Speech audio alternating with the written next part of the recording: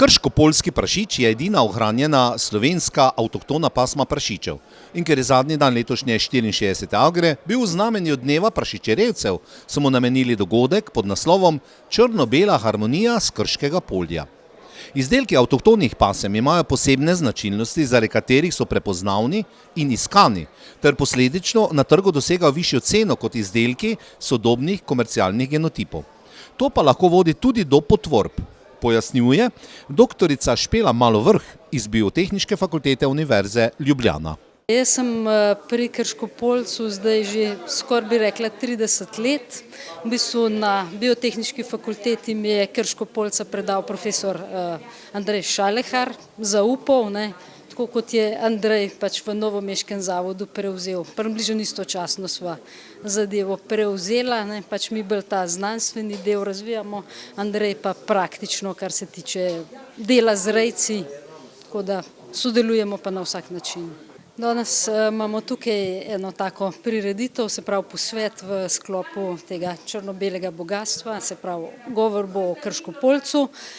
Strani Biotehniške fakultete bomo pa predstavili način, kako v bistvu določamo, ali je meso, se pravi izdelki, ki so deklarirani kot Krško-Poljc, res Krško-Poljc ali pa ne. To zadevo se pravi v bistvu nadgrajujemo metodo na osnovi genotipizacije. Na tržišču se pojavlja veliko ponaredkov končnih izdelkov, govori se celo o odstotkih, ki so večji od tretjine. Namreč, če vzamemo krško-poljski izdelki, so pač višji cenovni razred in je za te predelovalce jasno precej mamljivo, da delajo potvorbe. Tako da smo nekje, glede na to, koliko je bilo zbranih vzorcev, pa genotipiziranih, imamo nekje 65% je takih, ki ustrezajo, 35% pa ne. Ampak več ali manj to so bili pobrani vzorci pri rejcih oziroma teh znanih predelovalcih, ki imajo tudi značko Krško-poljski prašič. Kle bo pač mogla svoje narediti inšpekcija. Sicer tale metoda, ki jo mi razvijamo, je pač genotipizacija, pa bi rekli pravno čist ne drži, ampak daje pa zelo dober vpogled v celo zadevo, kakšno je stanje. Ta pasma je razširjena praktično po celi Sloveniji, se pravi od nekje tam leta 2004, takrat smo imeli tiste 3-4 reje, od takrat je pol precej ratalo zanimanja in praktično imamo po Gorenjskem, je tudi v tem vašem koncu so reje. Je pa žal tako, da v bistvu zelo se navdušijo rejci, precej živali kupijo, ampak pa vidijo, da morajo majčkeno drugače delati, kot so bili sicer navajeni z belimi prašiči. Tako da kle se je treba tudi majčkeno naučiti, vseeno je majčkeno to specifičen prašič. S preverjanjem porekla slovenske svinjine in pristnosti krško-poljskega prašiča se ukvarjajo tudi na Inštitutu Jožef Stefan v Ljubljani. Več o tem pa profesorica doktorica Nives Ogrinc.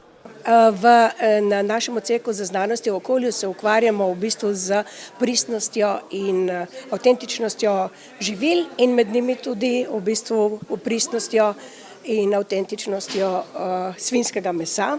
Pri tem uporabljamo stabilne izotope lahkih elementov, ki nam dajo določen prstni odtis, s katerim lahko ugotovimo, iz katerega področja je določen izdelek, vključno z svinjskim mesom. Tudi ne, ker v bistvu se ukvarjamo s to sledljivostjo tudi z drugimi živili, recimo z Upravo za varno hrano delamo bazo podatkovno zbirko izbranih vrst sadja in zelenjave, kot so recimo jagode, češnje, jabolka, česen, pa tudi kaki recimo in ugotavljamo pravilno označbo v bistvu teh izdelkov in seveda, ker smo si pridobili tudi določena sredstva, nacionalnih sredstva, smo potem poskušali podoben sistem sledljivosti uvesti tudi na svinjskem mesu.